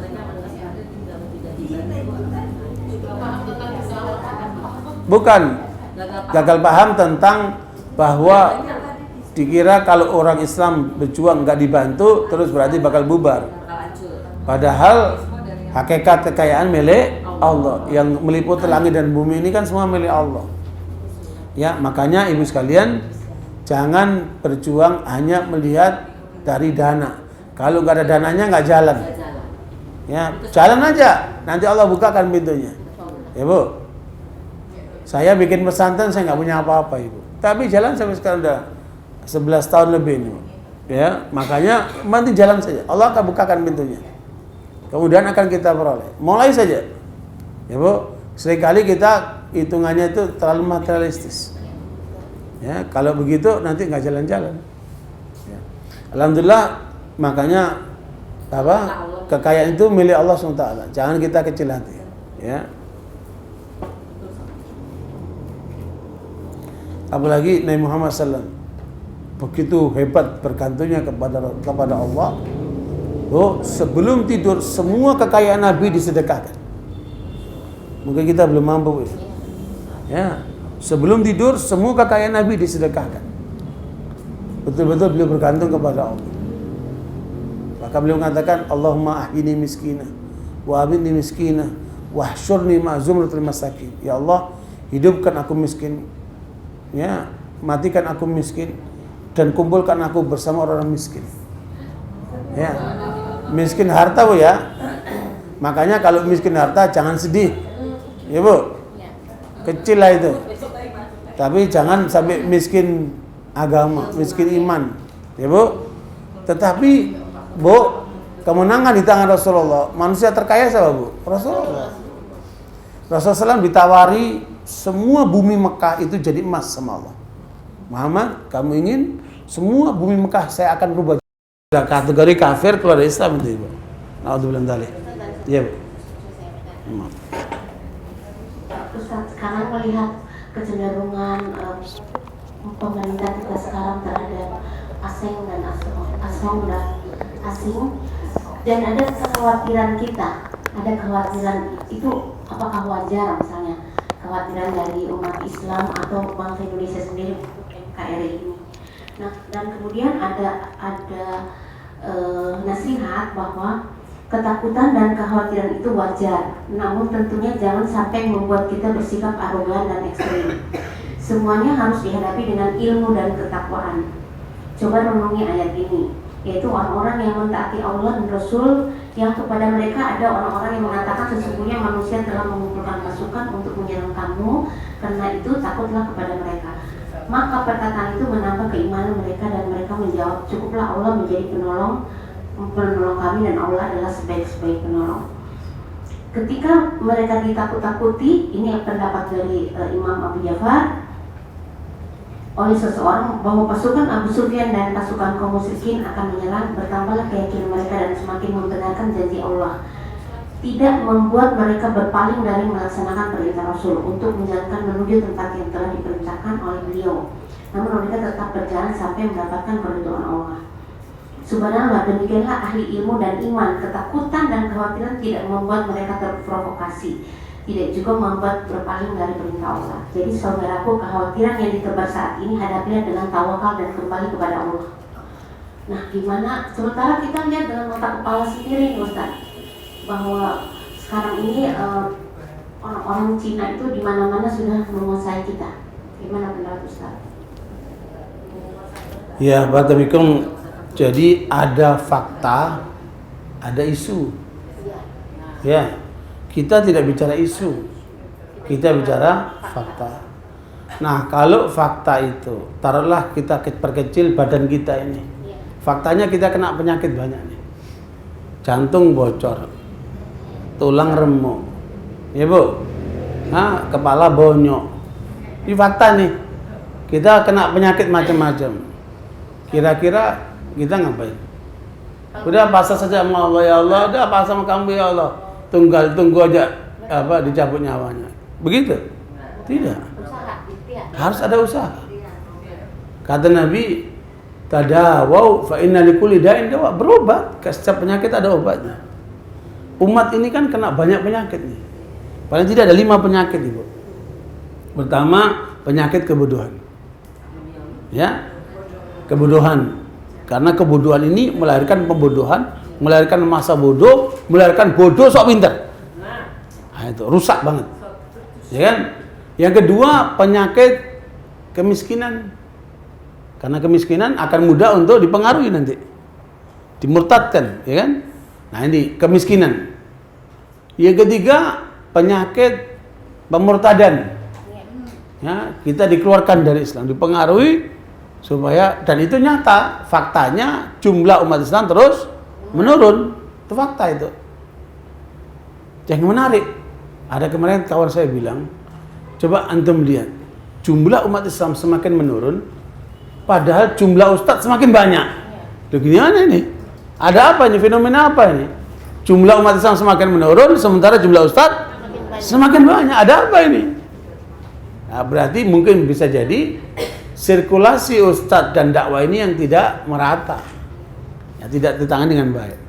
Nah, ini pemurtadan. Yang ketiga, yang keempat, ya, kondisi perusakan moral, perusakan mental, perusakan pemikiran, perusakan narkoba lewat narkoba, dahsyat perusakan ini yang dialami oleh umat Islam.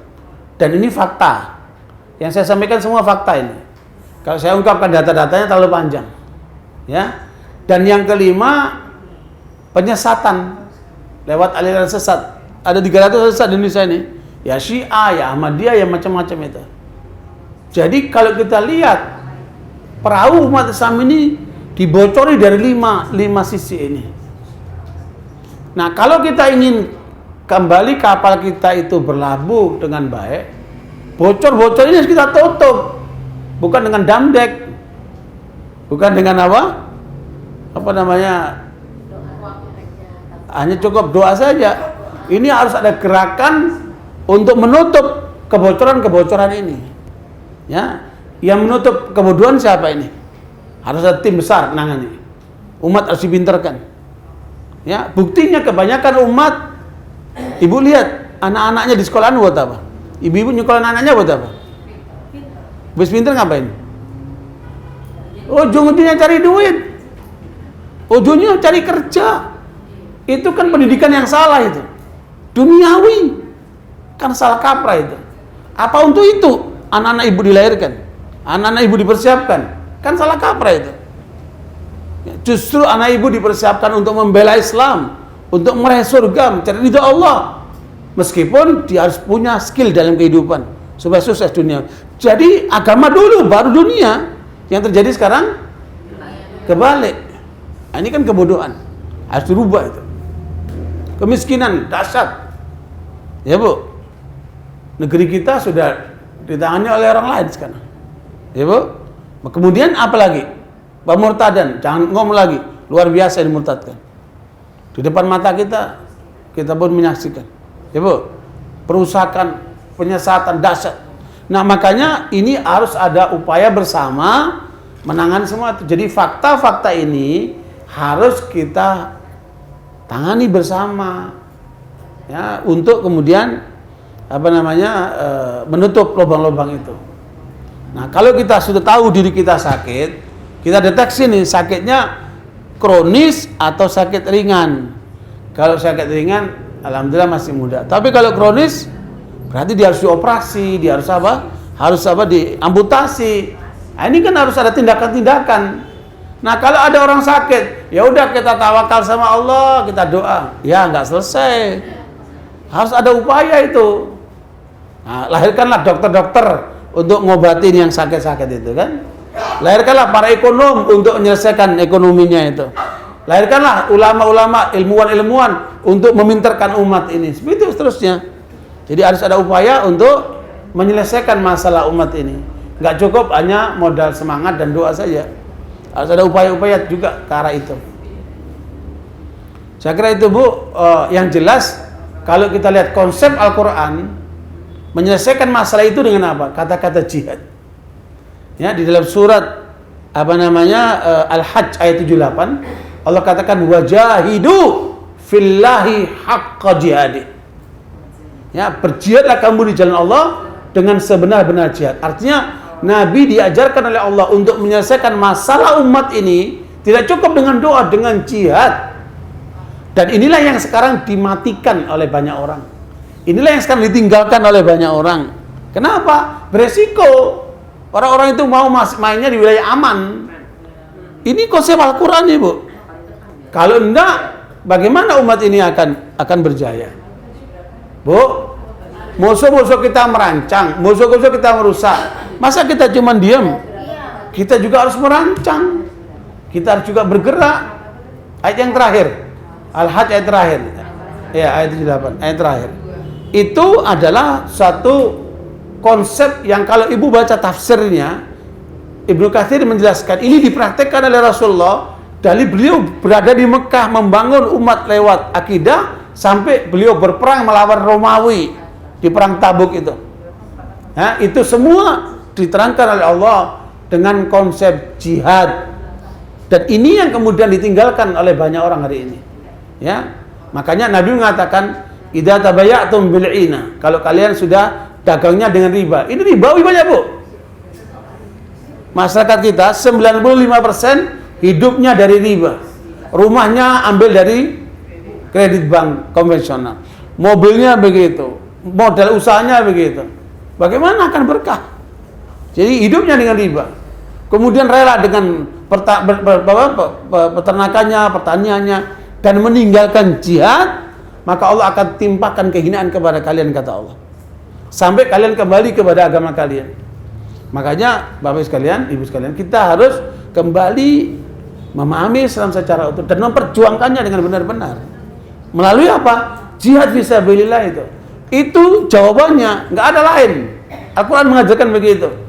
Kalau kamu masih teori-teori, masih konsep-konsep yang pikiran manusia itu, nggak akan pernah bisa menyelesaikan masalah. Itulah Allah menyebutkannya seperti itu. Dan itulah yang dilakukan Nabi sehingga bisa merubah Jazirah Arabia dan mengalahkan Parsi dan Romawi sebagai dua superpower di masa itu. Nah, insya Allah dengan konsep itu, mudah-mudahan Allah berikan kemenangan kepada kita semuanya. Dan jangan cuma mengeluh saja, nggak cukup. Kita harus berbuat sesuatu. Barakallahu fikum, Ustaz Muhammad, mohon maaf kekurangannya. Perempuan, kalau jihad itu laki, tapi perempuan melahirkan mujahidin. Nggak suka dengerin Bapak itu ibu-ibu semua gitu kan? Itu Jadi kita pun nyapa itu agak susah. ibu-ibu melahirkan mujahidin. Iya. Mujahidinnya bergerak. Kalau udah nggak Saya mau tanya, ibu mujahidin lahir dari mana? Ibu-ibu juga. Makanya ibu-ibu harus mendidik anak-anaknya itu supaya paham tentang arti jihad itu. udah tua-tua begini, Bukan, kalau ibu-ibunya bukan yang langsung angkat senjata, bukan, menanamkan semangat jihad kepada anak-anaknya itu. Ya, mendidik anak-anaknya itu. Bukan cuma sebatas cari kerjaan jadi pegawai, tapi bagaimana dia memperjuangkan Islam. Begitu, membela Islam. Ibu-ibu harus begitu ngajarkan kepada anaknya. Baru akan bergerak umat ini kan. Tapi kalau ibu-ibunya di sekolahannya ngajarin cuma nyanyi-nyanyi, joget-joget, tepuk tangan apa itu, bagaimana jadi mujahidin anaknya itu?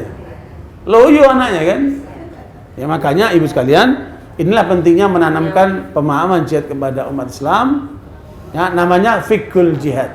Ya. Dan ini yang sekarang ditinggalkan oleh banyak pihak. Padahal ini yang penting sebagai jawaban terhadap realitas umat ini. Wallahu a'lam bishawab. Muhammad subhanakallahumma bihamdika asyhadu an la ilaha illa anta astaghfiruka wa atubu ilaik. Wassalamualaikum warahmatullahi wabarakatuh.